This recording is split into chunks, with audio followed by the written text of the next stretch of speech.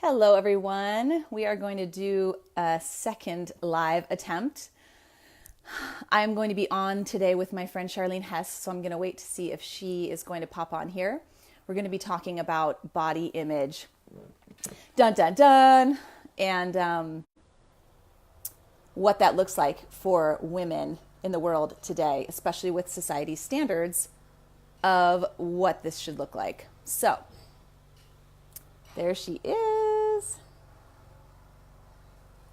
Okay, we're adding her right now. Yay, it's working this time. Okay, we'll wait till she comes on. So, Charlene is this amazing woman who I met very recently, and we are like the same person. There she is. I can't hear you. I don't know if I can't hear you for some reason. Can anybody else hear her? Do you have a microphone that you're using? Can you hear me? I can't hear you for some reason. Okay, can somebody else comment if they can hear her?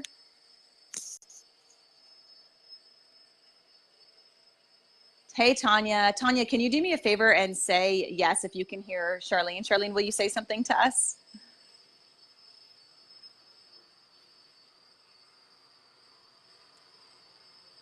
Now she's frozen. I cannot hear Charlene. I can't hear Charlene either, and Charlene is actually frozen now, so I'm not quite sure what's happening. Maybe we're going Can to you have hear me to. now? There she is. Yes. Got it.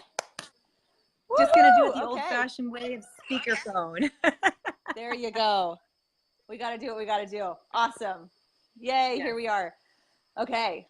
So I think I wrote something in the description of having a conversation about body image and the struggles of women trying to be this perfect body that society has, right? Society. Yes, Tanya says she can hear you now. Yay. Yay. And so Charlene and I met recently, and we just have so much of the same. We've had so many of the same experiences. We're so similar. We both have red hair. We got really excited about that. But we're both on this journey together of understanding who it is we truly are and why we're here on this planet. And we've both come to this beautiful realization that talking about our stories, talking about what we've been through is really the way to go. I have goosebumps right now, because we're opening the forum, we're opening the conversation for women to realize that they're not alone. And we've all been through so much of the same things, right? Yes, So absolutely. yeah, so we immediately connected, and she's been doing daily live videos also. So I thought, why aren't we doing a live together? Right. So Right. yeah, and what inspired this actually was your video. You did a video recently. What was that? Can you tell me about that video, or what inspired Yeah. that? So it kind of started with, I'm trying to remember, I was doing as part of my lives and traveling and journeying, I made a video of myself on the beach where I was doing yoga, and I was camping. And so I was just in my sports bra and my briefs, and I decided that I wanted to do a video of doing yoga, because yoga is one of the ways that I really connect with my body. And it felt really super powerful. And so when I did that, I made this video, and then I went back to watch the video, and instantly I went into total self-criticism, where I was just like, oh my gosh, I just started to really beat up and pick apart my body. And as I did that, I just kind of caught myself, and I was like, wow, isn't that interesting? I realized that that's just habit. That when I really got clear, I was like, do I really hate my body? Do I really hate the way my legs look? Do I really hate like all the little pieces that I pick apart about my body? And I realized, like, I have done so much work around body image personally in my life, because it's been this thing that I have struggled with for so long. I come from a family of obesity, and became aware of my physical body when I was 8 years old. I was 8 years old. I was so young when I realized that my stomach stuck out, and it looked At different 8 years old. at 8 years old. That I realized that my stomach was distended, and that didn't look like the pictures that I saw on movies and in magazines of what a female body was supposed to look like, even though I was an Right. 8-year-old girl. And so it was at 8 years old that I started holding in my stomach. Isn't that 8. crazy? 8 years old. And that There was are when I so first many things that became 8-year-olds aware. should be thinking about. Yeah. Not holding in their bellies, and No, then like started riding wearing, their bike up the street. yeah, Something. Yeah. started wearing makeup at a really young age. I'm the youngest of 10 girls. And so having my older sisters, watching them be, you know, quote unquote, what a woman looked like, I started, you know, doing my hair and wearing makeup. I remember in 6th grade, I got in trouble for skipping class because I went to the bathroom to touch up my makeup. Because I was just Dang. hyper aware of what I Yes. thought that I was Yeah. supposed to look like. Exactly. Right. Yeah.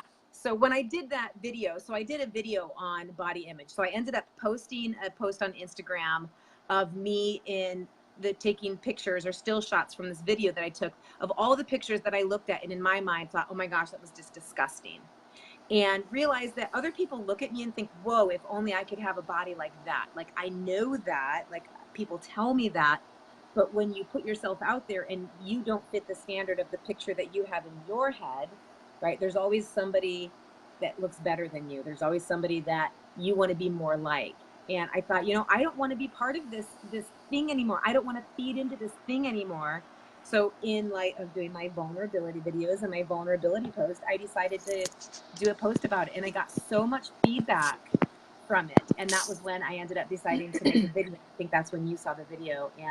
And we talked briefly when we were at the Kyle Cease event about, I don't know how it came up, but we both were like, yeah, we both have overcome like eating disorders and body dysmorphia. And it was like, you too? Like, really? I thought that I was the only one who struggled with this. So that's kind of how it started for me. Wow. Yeah. That was at that same time that I knew I needed to start talking about my eating disorder online. And all of a sudden I started having these powerful, amazing, beautiful women started coming into my life and also talking about how they had been bulimic or whatever eating disorder they had. And I thought, okay, this keeps coming up. This is obviously something I need to start talking about, because I had no idea that all, we always think it's just us. Right. And then we realize that all these other women have had these eating disorders, and it's so,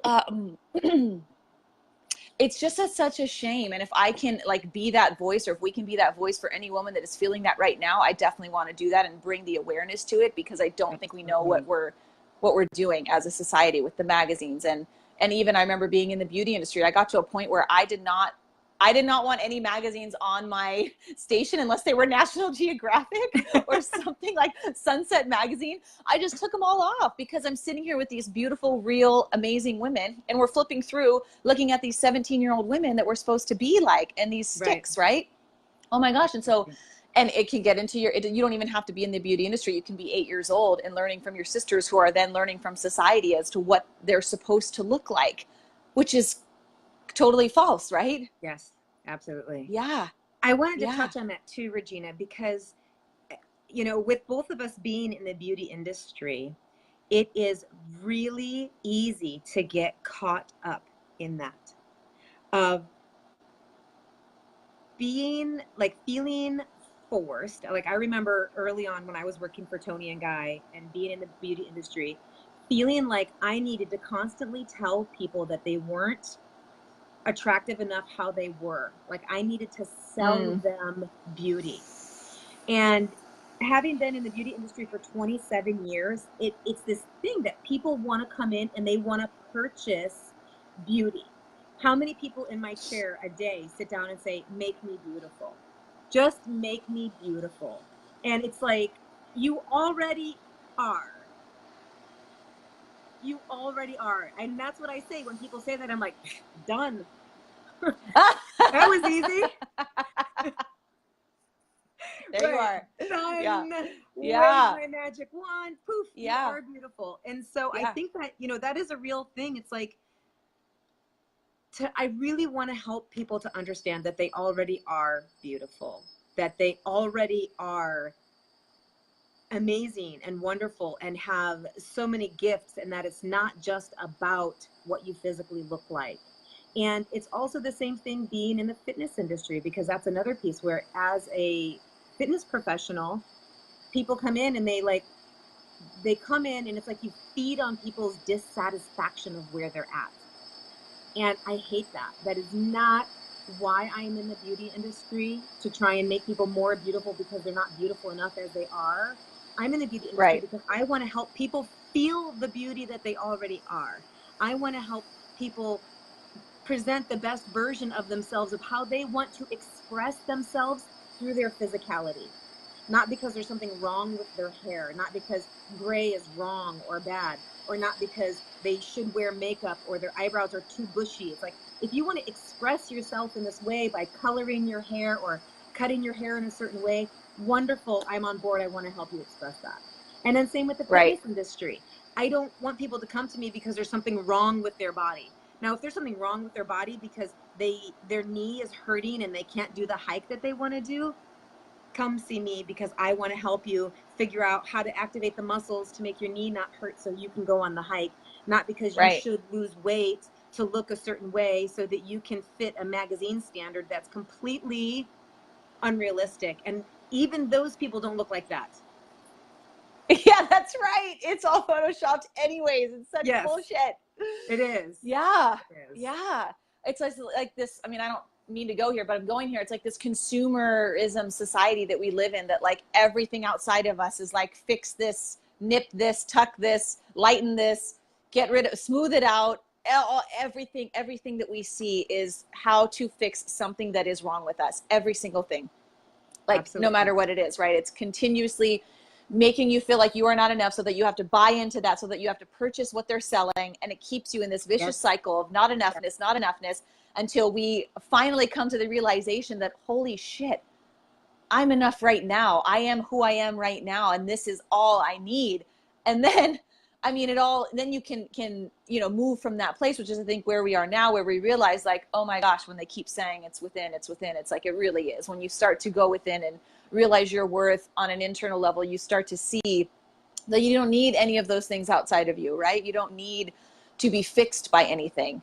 Absolutely. And that's why I love these conversations. And that's why I love, like, when you, posted your pictures that you didn't like of yourself. I mean, holy cow, all we do is go through photos of ourselves. And well, my eyes like lazy there, or my smile looks weird here, or look at my hair here. I mean, it's constant. And every time I take a picture for somebody, whether it's like somebody in the salon, I mean, anybody, right? A friend or anybody, whether it's a tourist and you're stopping and taking their photo, and immediately the first thing they do is look at it and say, oh, well, that's okay, we'll just keep it. Or can we take it again? Or can we I mean, it's like, it's never satisfied, Yes. right? Yes. And so you just Absolutely. blew that up, and you posted the photos that you, quote unquote, did not like about yourself. And that was so inspiring to me. It was amazing. Thank You just you. like called it what it was and was like, screw this, I'm beautiful no matter what my monkey mind tells me. Right. And I'm posting. Yeah. Right. And I think that it's important. It's an important conversation to have, because like you were saying, Regina, when you were like, it was time to start talking about eating disorders. Like I became anorexic in, I think, 7th grade. I went through a phase of being anorexic, and that was kind of like a popular sort of cool thing to do. It was like, oh, most people do it a little bit older in age, a little bit more like as a teenager, but I didn't really carry a lot of shame talking about it, because it was like, oh, I'm cool because I'm anorexic and I can just take this challenge to see Wow. how many days can you go without eating. And then I went into doing 40-day fast. Like I joined a 40-day fast as an adult, and I did it for health reasons, right? Was how I coined it. And I ended up I did a 10-day fast, and then I ended up doing a 16-day fast. And it was like, I'm doing it for health reasons, right? Because it's supposed to cleanse your body and purify. But when you like choose to not eat for 16 days, and I wouldn't like stop working out, certainly not, right? Because, you still have an image to uphold. And it's like, I think, do that in our society, where we actually have many different forms of eating disorders that we coin as, well, I'm just being healthy. And Right. so Oh my gosh. Yes. how do you know, Right. is this an eating disorder um, disguised as eating healthy, or am I truly just being healthy? And it's, what's the conversation going on in your head behind the scenes? Right. What's going on behind the scenes? Are you going on this keto diet because you really want your body to be able to burn fat as fuel so that you can have more efficient energy? Or are you doing it in the hopes that you can lose weight? Because if you lose weight, then you're going to be more important. Then you're going to be more beautiful. Then you're going to be more attractive. Then you're going to be more worthy. And so I think that having these conversations is really, really important to know, what is your motivation. And if your motivation is because you don't feel like you're good enough, then you need to have a different approach. Then comes in learning about the self-love piece. Then comes in working with the counselor, working with a coach, working with a therapist to help you work through that. Because there's nothing wrong with dieting in the sense of try the paleo diet, become a vegan, do the keto diet, hire a nutritionist, do a fast, do a juice fast, do a cleanse. Like, all of these things are really beautiful ways of purifying and cleansing your body and getting more energy. But I want to put that challenge out there of asking yourself, what is your motivation?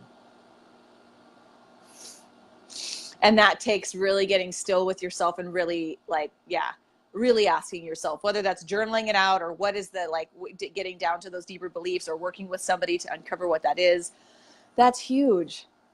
You're absolutely right. Yeah, that's the key. And I think that there have been times where I too have thought, oh, I should go do a fast, but I know that there is an underlying dialogue happening there.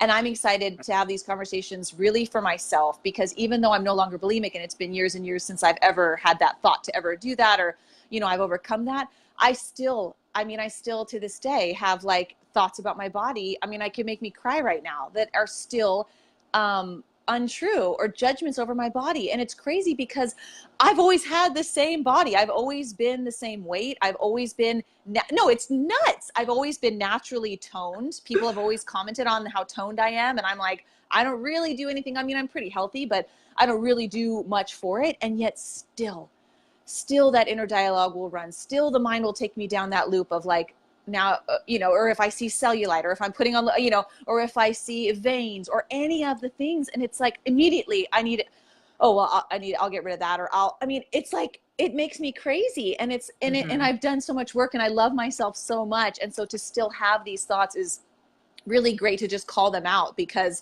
I feel like on some level it's also this, this isn't making an excuse, but it's this idea of this universal thoughts, like these thoughts that come through. And it's like, as a society, we have these thoughts of my legs should look differently, or I'm not good enough, or all of this. And it's almost like we need to just start looking at them, like not identifying with them. Like for me, when I have a thought like, oh my gosh, is that cellulite? An idea like, okay, this is just like a collective thought that comes to our minds, and I have to let it go, let it just like pass right through me.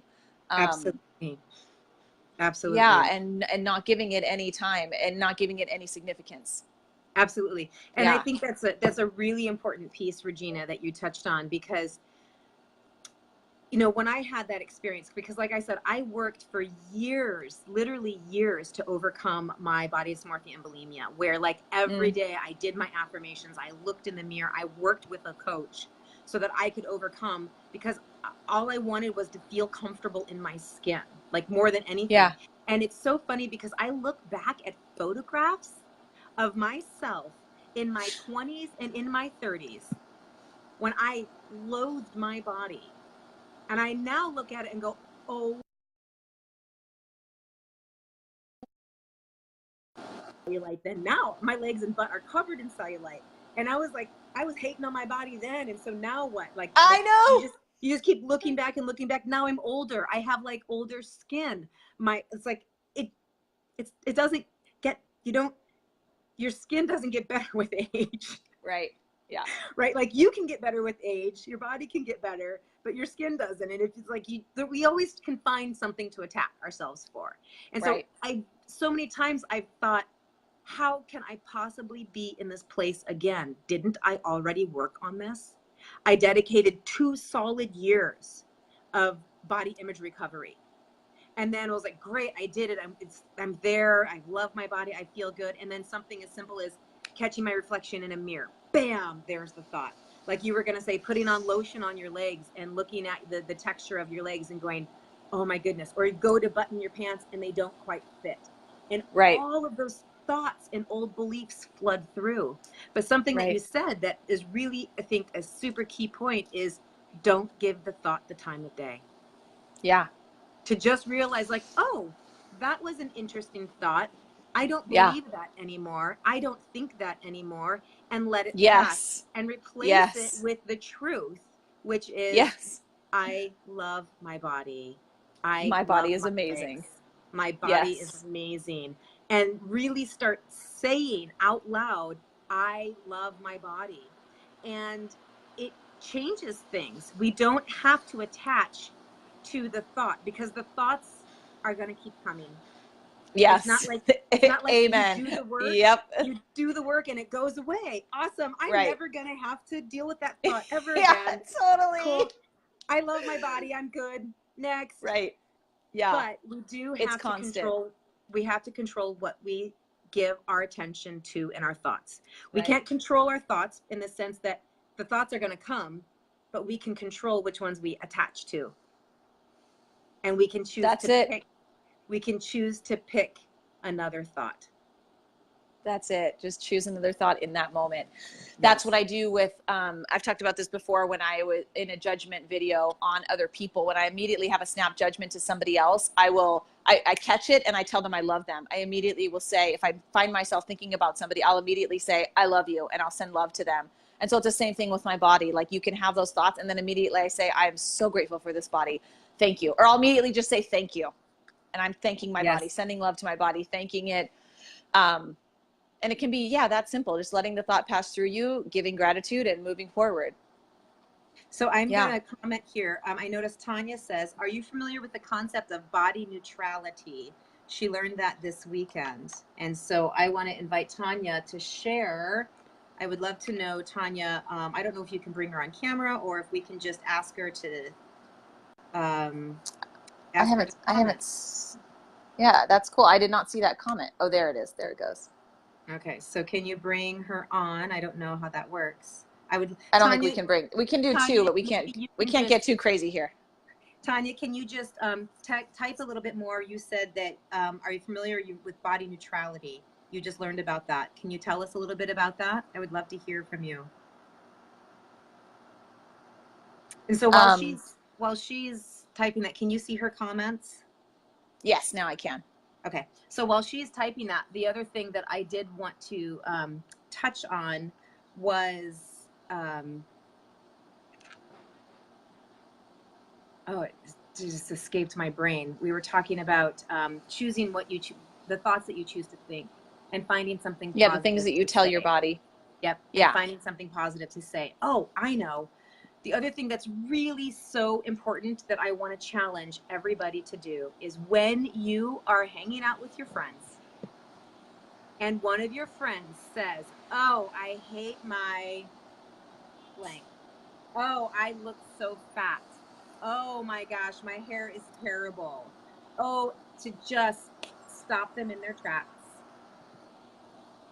and ask them to say something nice about themselves. I do this too, yes. To not let our friends, to not let the girls in our lives degrade themselves. Especially around your children. Be so careful what you say around your children. It's almost like this sick form of bonding that we as women do, right? Where it's like we get together and we all just like degrade ourselves so that we can, like, I don't know, have this weird form of bonding. We're like, oh, I feel like crap about myself and you feel like crap about yourself. Let's just have this little self-loathing party. And I just like want to call bullshit. Stop. Yeah. Don't allow it in your field. Don't allow it.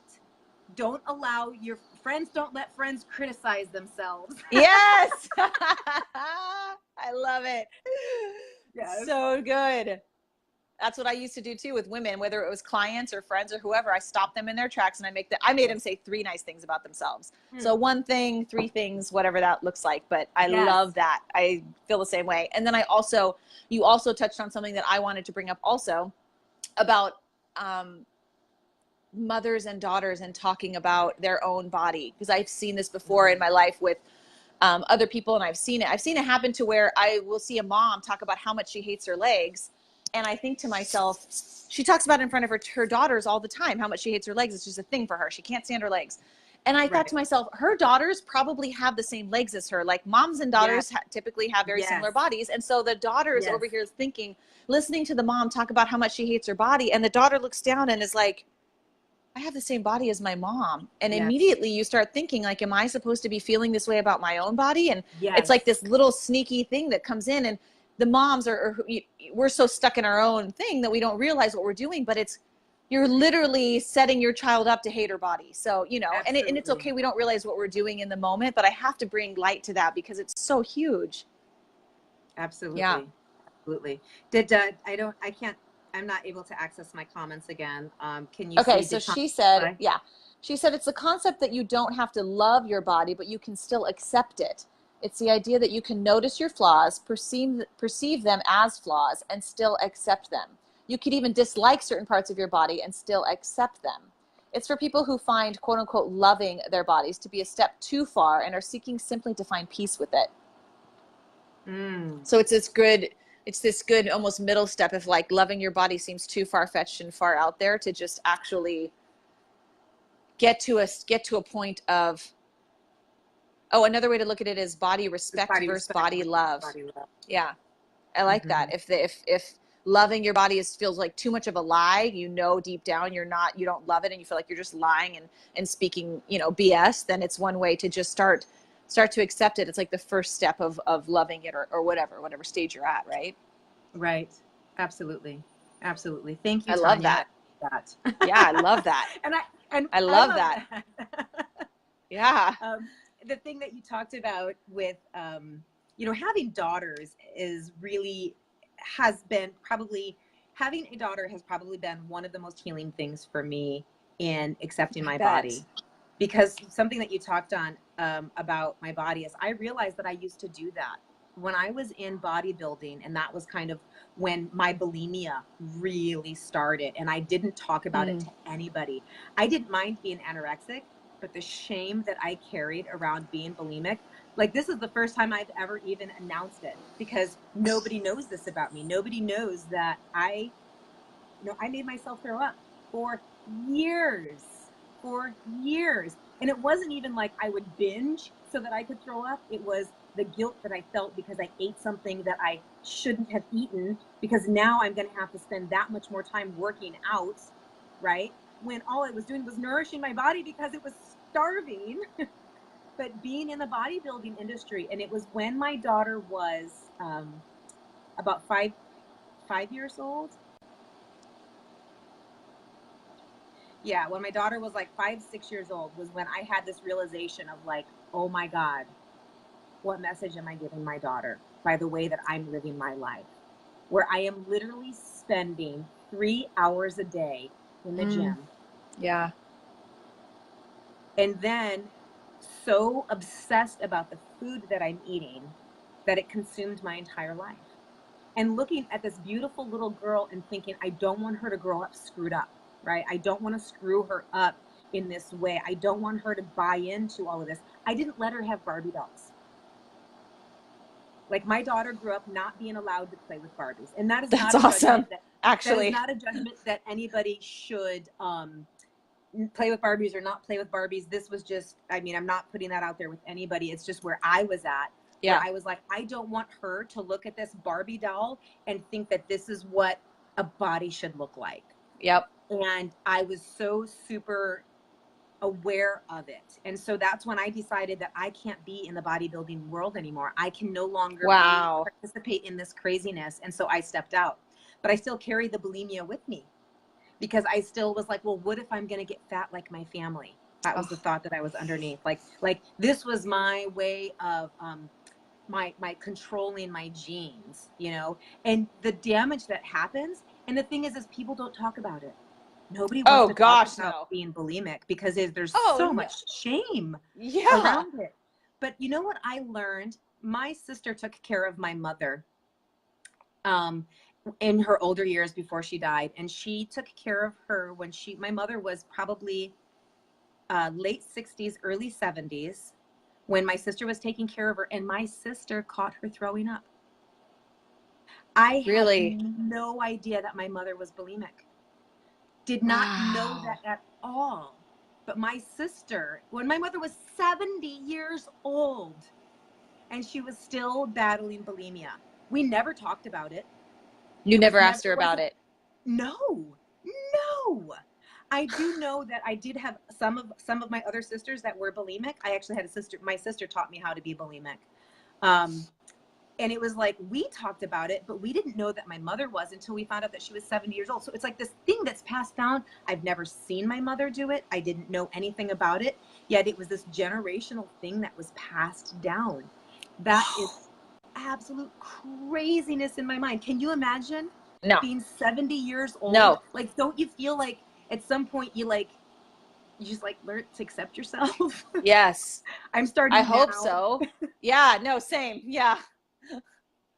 Like, I'm not going to be that 70-year-old still freaked out. And I have clients. I actually have some clients that are in their 70s that every time they come in, they still talk about their weight and how much they weigh and that they need to lose 5 pounds.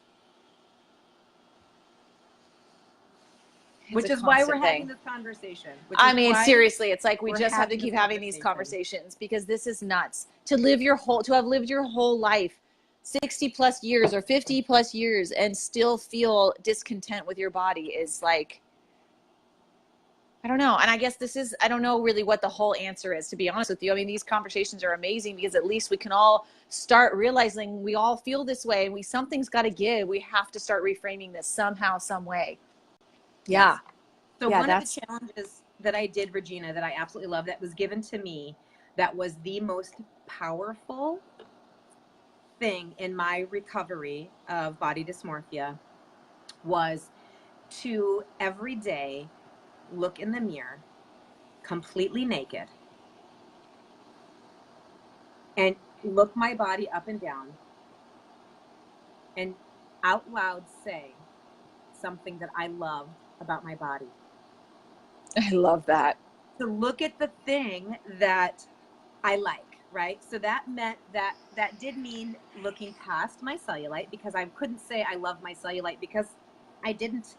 Yeah. Like, it was disgusting to me. Every time I looked at it, it was just disgusting. And so, like what Tanya was saying with the body neutrality is, I'm not going to say I love this huge scar because I don't love the scar.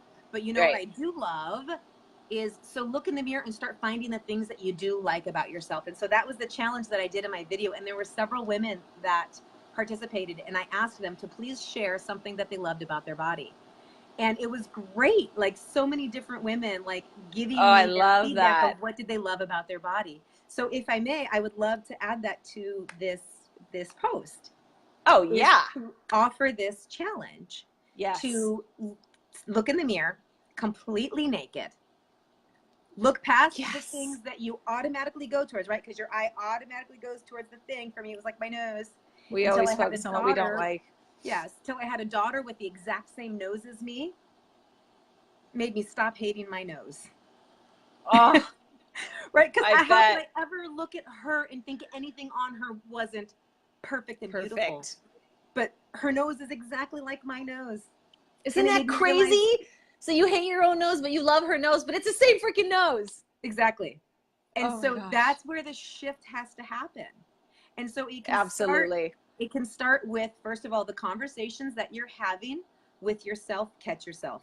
The conversations you're having with your friends and the other women in your life. Catch them. Absolutely. I love that. Say 3 nice things about yourself. Anytime that you put yourself down. And to look in the mirror. And every time you look in the mirror. So let's say you don't want to stand in the mirror butt naked and look at yourself naked. You don't have time for that. Whatever. Look in your rear view mirror. Look in your visor mirror. Look in the mirror. You know, we're surrounded by mirrors because we're in the hair industry, right? Yeah. But look in whatever mirror and find something that you really do like about yourself. And just focus on that. And as you do that, that will grow. And so now I've come to the place, and this may sound really funny, but I now know my cellulite patterns really well. And so instead of looking at it as this like, oh, gross lumps, bumps, indentations, I'm like, oh, look, it's kind of like a constellation. Oh It, my like, gosh, it has I this love it. certain pattern. Like, oh, I know that's my cellulite. And my cellulite kind of has its own little pattern. And I kind of like it because it's like, I always know that's my left leg because that's where I have my biggest indent in my cellulite pattern. And it sounds crazy. I and love sometimes, it. Sometimes I can go with it and I can feel it and be like, yeah, I'm rocking my cellulite. And other times I'm like, no, I just want it to go away. But creating a practice, creating a pattern of finding things to love about yourself, finding ways to love yourself, verbally saying it out loud. And absolutely. What if we said something to our girlfriend? I love this about myself. Where you not only said it to yourself, what if you were brave enough to, when you get together with your girlfriends, talk about what you love about yourself? Yes. Instead of talk about what you don't like about yourself. Wouldn't that be a challenge? I love it. Because that would be, or would that mean, oh, I'm being conceited? I don't want to say that because I don't want to seem conceited. I don't want to make people think I think I'm all that. We're flipping that script right now. I like that. We have got to start talking about how amazing we are. That's for sure. That's what did it for me too, was just realizing, oh my gosh, just following that mental chatter, following that inner dialogue and realizing, catching myself when it was going negative and then immediately replacing it with I love you, or I love you, or I love my body, or whatever it is, whatever I love about my legs. That's it. And it can be that simple, that every moment you have one of those thoughts, you just catch yourself. It's being that aware and flipping the script. And I did this for a while too, which I still do sometimes, is I have a Sonicare. And so Sonicare makes you brush your teeth for 2 minutes. I don't know if you have one or not, but electric toothbrush. And so for 2 minutes, you know, you're just sitting there, you're waiting for it to get done. You're looking around, I don't know what you're doing. And so I would stop everything and use my Sonicare and look in the mirror for 2 minutes while I was brushing my teeth and force myself to go down my body and talk about how much I love my arms, how much I love my stomach, how much I love my mouth. I mean, I would literally just sit there for 2 minutes and force love upon myself every day. Maybe not twice a day, but at least at the end of the day, go through and all right, I've got 2 minutes right now to start telling myself how amazing I am. And it might sound silly, but it's so cool. Yeah. Because you're intentional about it. You know you have to do it. So if you can create that habit of self-love and teeth brushing, it sounds silly, but it's good. It's so good. No, that's good. Yeah. Yeah. I love that. Yeah. Oh my God. That's a great thing. I'm going to do that when I brush my teeth. All right. So there it is, everybody. There's your challenge while brushing your teeth in the mirror, even if you don't have a Sonicare, while brushing your teeth, make that your self-love, look in the mirror, check yourself out. Yes. I love it. Yeah. I love it. It's good. So let's do that. So let's use this post and we'll create the challenge, or maybe we'll create another one. Ooh, I have an idea. I have a great idea. I don't doubt it. Let's. I love you, Regina. I love Let's you too. do it. What is it? So today's a Monday. Let's every day until next Monday. Let's start like a challenge where we ask people every day for the next 7 days to post on Facebook something they love about themselves. I love that. So not necessarily just your body. It can be about who you are as a person. Yes. Right? Yes. It can be, I love that I like, let's boast. How about we boast on ourselves? Yes. Right? I love that. Instead of beating ourselves up, what if we on Facebook in front of everybody said, I love this about myself. I love that. Isn't that a good idea? Yes. Let's do it. Let's start it right now. Okay, so we're posting every day for the next week what we love about ourselves, whether it's physical or whatever. Anything about one thing a day. And invite other people to do the same. And so everybody that watches this video, so whether you watch it today on Monday the 6th? Yeah. Okay. So maybe somebody watches this video on Thursday the 9th. So from 7 days from when you see this video, for 7 days in a row. I got so excited. We can tag people and ask them to do the challenge too. Let's create a challenge and let's see how long it can go, through the whole month. For 7 days in a row, post something that you're like, oh, this is going to be good. I love it. Self-love challenge, baby. Self-love challenge. 7 days in a row, Okay, we're going to call it the self-love challenge. I like it. Okay. Self-love challenge, 7 days in a row, post something once a day that you love about yourself. Oh, this is good. I love your enthusiasm. We're going to get these women to love themselves if it's the last thing we do. Oh my gosh. Okay. See all the fun you have when you start to love yourself? You're going to just laugh at your ridiculousness, and it doesn't even matter because we don't care what anyone thinks, because we know that what matters is what we think. It's beautiful. Yes. Woo, it's so refreshing and relief. It's such a relief.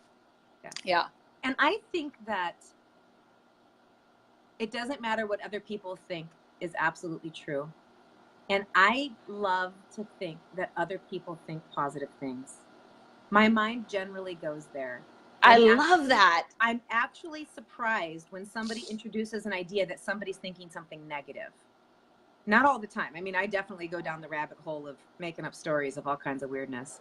Yeah, I guess I do that too. You're right. I do always think that people think positively. You're right. That's so interesting. I've never actually thought about it that way, but you're right. I do that too. That's cool.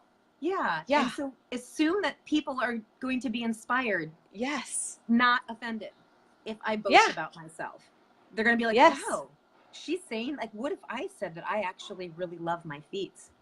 Yeah. What if I said that out loud? Or what if I said I actually think that I have a beautiful smile? What if I said I actually think that I have good hair, or whatever it is, instead of, oh, I have this dimple, or, you know, that mole. Yeah. I think that inspires other people. I think it's inspiring to see other women who love themselves and show themselves as confident. And for people that may be jealous or offended, that's their business. That's their own work that they have to do. Absolutely. And so how wonderful that we brought that up in them. Totally. That's right. An opportunity for healing. Yes. Always. Always opportunities. Yay for growth. Yes. Yeah. Awesome.